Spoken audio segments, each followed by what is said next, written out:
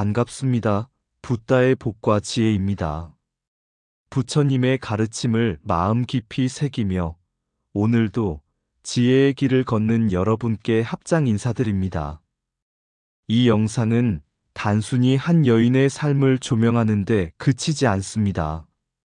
우리는 측천무후라는 인물을 통해 세상의 업과 인연, 그리고 진리를 향한 불태전의 의지를 되새겨보려 합니다. 부처님께서는 모든 중생은 본래 부처다라 하셨습니다.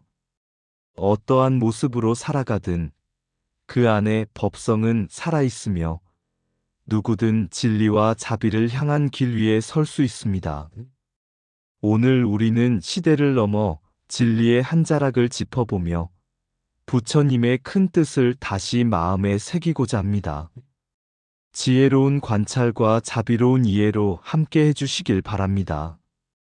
자, 그럼 측천무후란 분은 굉장히 훌륭한 사람이다. 그 여정을 함께 해볼까요? 거울 앞에서 왕관을 벗다. 측천무후가 당나라 황제의 자리에 오른 후 그녀는 어느 날 밤 법현 스님을 불러 조용히 물었습니다. 나는 천하를 얻었지만 마음은 여전히 두렵소. 부처님께서 말씀하신 바른 길이란 과연 무엇입니까? 법현 스님은 무후에게 작은 동그란 청동 거울을 하나 건넸습니다. 전하, 이 거울은 인도 나란다에서 전해진 것입니다. 매일 이 거울을 들여다보며 이 몸 또한 무너질 것이며 이 이름 또한 사라질 것이다라고 되뇌어 보십시오. 그날부터 측천무후는 매일 새벽 정물을 보기 전에 그 거울을 들여다보며 스스로에게 물었습니다. 오늘도 내가 백성을 위하는가? 아니면 내 이름을 위하는가? 어이 일어나는 날, 그녀는 조정회의에서 이렇게 말했습니다. 부처님께서는 일체유심조라 하셨습니다.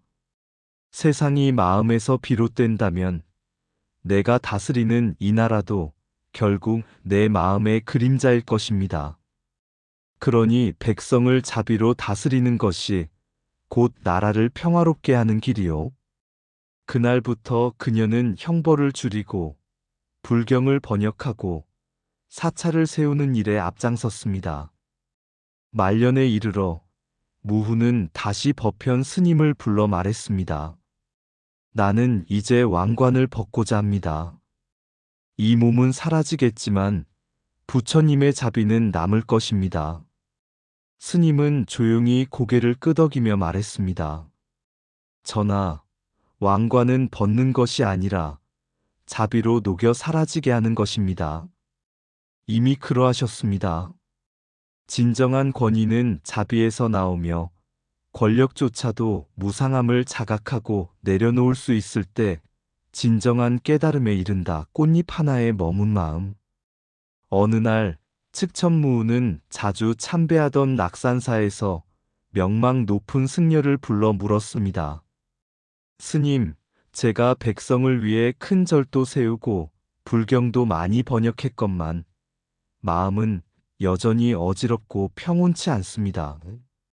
부처님의 길이란 이토록 멀기만 한 것입니까? 그 스님은 대답 대신 조용히 정원으로 나가 피어난 연꽃 하나를 무후에게 가리켰습니다.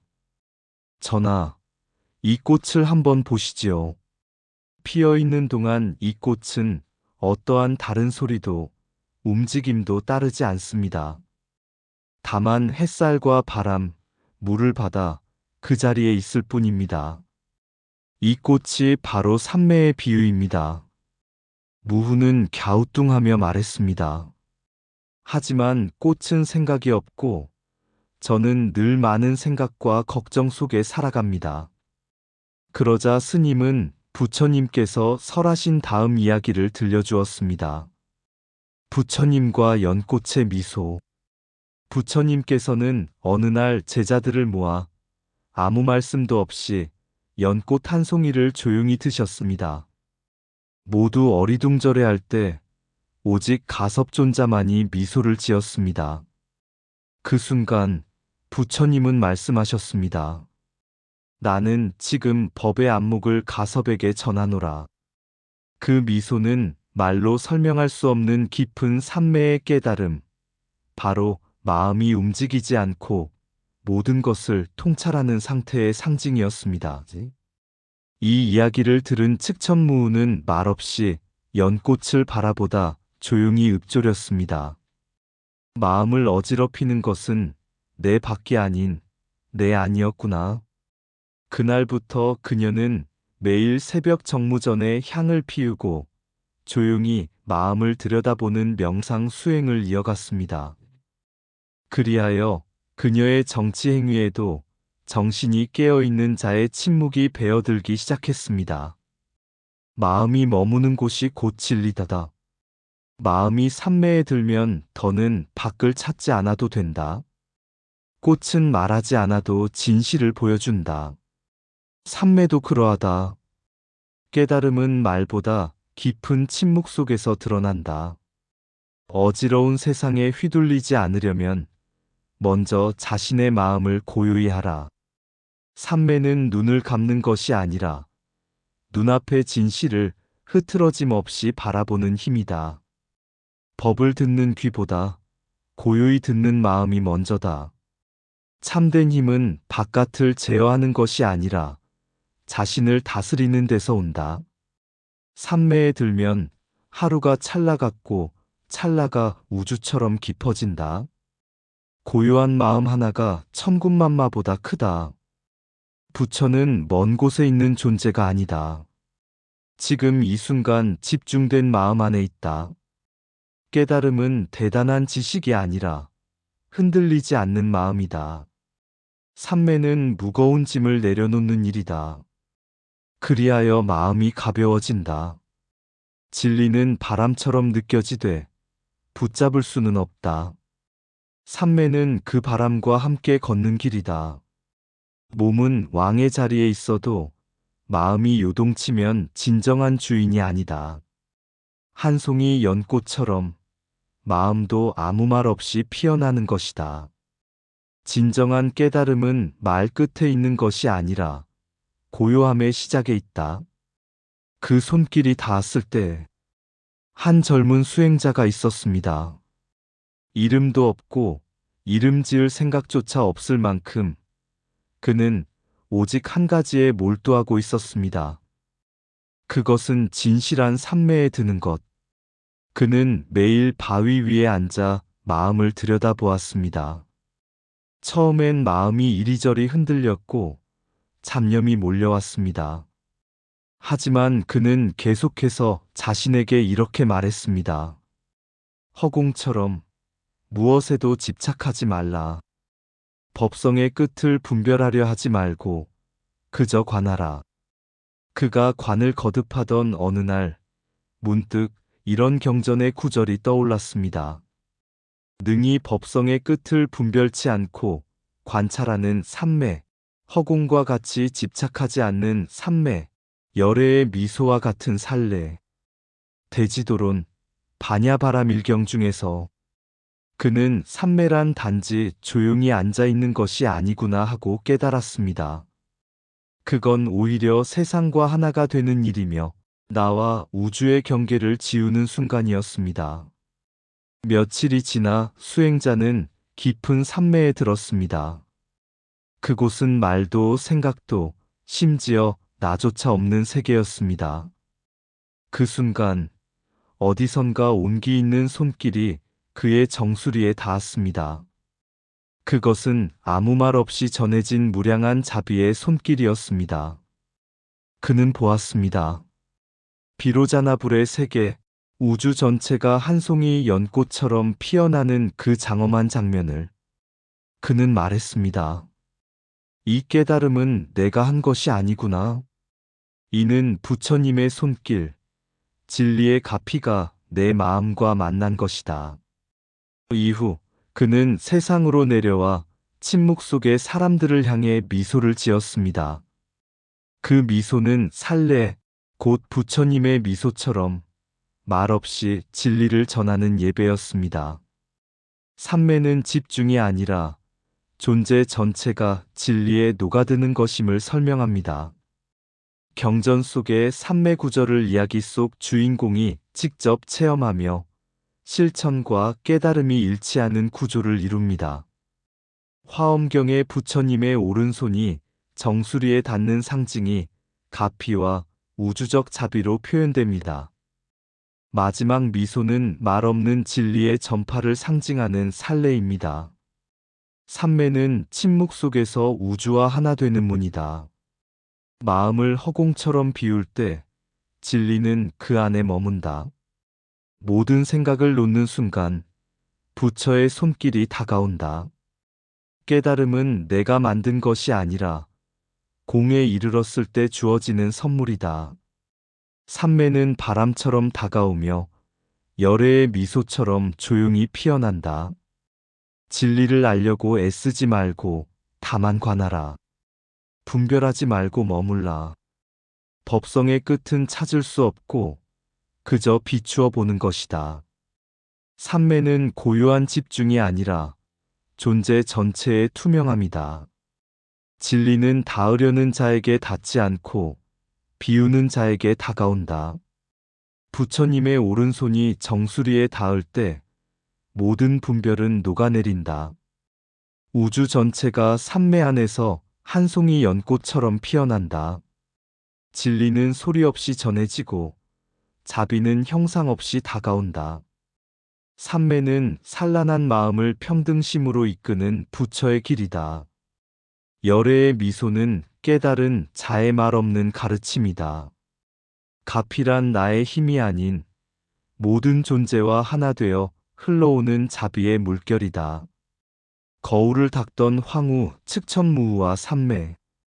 측천무후가 황제로 즉위한 뒤 어느 날 궁궐 안 깊은 법당에서 노승 한 분을 불러 조용히 물었습니다. 스님, 저는 오랫동안 불경을 간행하고 사찰을 세우며 불법을 널리 펼쳐왔습니다. 그러나 제 마음 깊은 곳엔 여전히 번뇌가 남아 있습니다. 도대체 삼매란 무엇입니까? 그리고 제가 이 길 위에 있다고 할 수 있을까요? 노승은 말없이 한 개의 구리거울을 건넸습니다. 거울은 오래되어 먼지와 녹으로 흐릿했습니다. 노승은 말했습니다. 이 거울을 닦아 보십시오. 삼매는 거울을 닦는 것과 같습니다. 측천무후는 묵묵히 그 거울을 닦기 시작했습니다.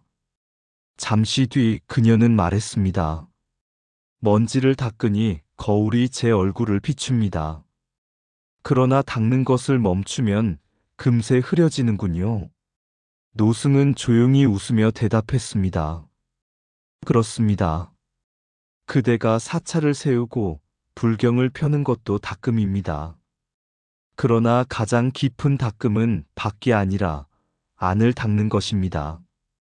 마음의 먼지가 걷히면 스스로가 법이고 그 마음 안에 불국토가 피어납니다.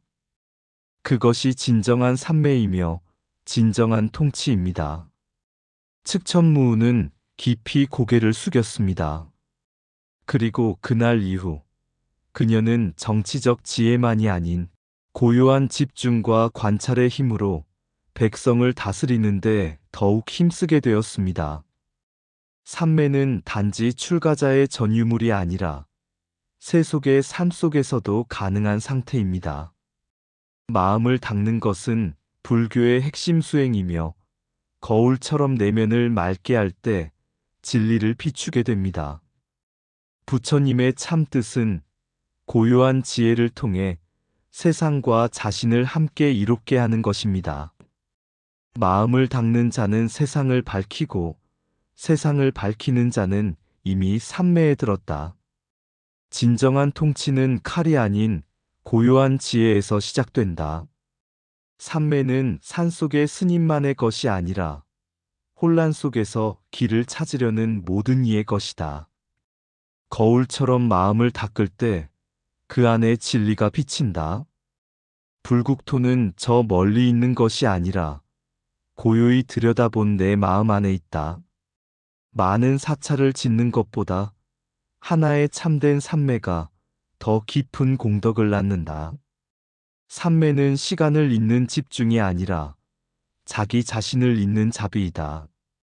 측천무후의 손에는 권력이 있었고 마음에는 불심이 있었다. 그 둘이 합쳐질 때 세상은 평화로워졌다. 세속 속 삼매는 바쁜 중에도 흔들리지 않는 마음이다. 마음의 먼지를 거두면 부처가 따로 있지 않다. 삼매에 들면 보는 것이 달라지고 말하는 것이 부드러워지며 침묵이 진리가 된다. 누구든 마음을 모으면 길이 보이고 마음을 비우면 길 끝에 빛이 있다. 삼매는 버리는 것이 아니라 모든 것을 초월해 있는 그대로 보는 지혜다. 부처님은 오른손으로 깨달음을 전하셨고 왼손으로는 자비를 나누셨다. 그 두 손 사이에 삼매가 있다. 혼란한 시대일수록 삼매는 가장 필요한 지도력이다. 고요한 한 사람이 세상을 바꾼다. 고요 속에 핀 연꽃 한 송이. 옛날 한 수행자가 있었습니다. 전쟁과 혼란, 배신과 욕망이 가득한 세상 속에서 그는 질문했습니다. 이런 세상에서 진리를 지킨다는 것은 무엇입니까? 그는 산속으로 들어가 길고 긴 삼매 수행을 했지만 여전히 세상은 그대로였습니다. 어느 날 그는 한 스승을 찾아갔습니다. 그 스승은 이렇게 말했습니다. 산속에서 고요를 찾는 것은 반쪽짜리 진리다. 진짜 삼매는 궁중의 소란 속, 권력의 유혹 앞, 사람들 속에서 이루어진다. 고요는 도망치는 것이 아니라 중심을 지키는 것이다. 그 순간 수행자는 깨달았습니다.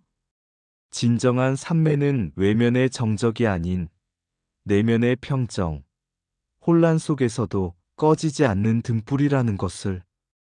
역사 속 측천무후도 그러했습니다.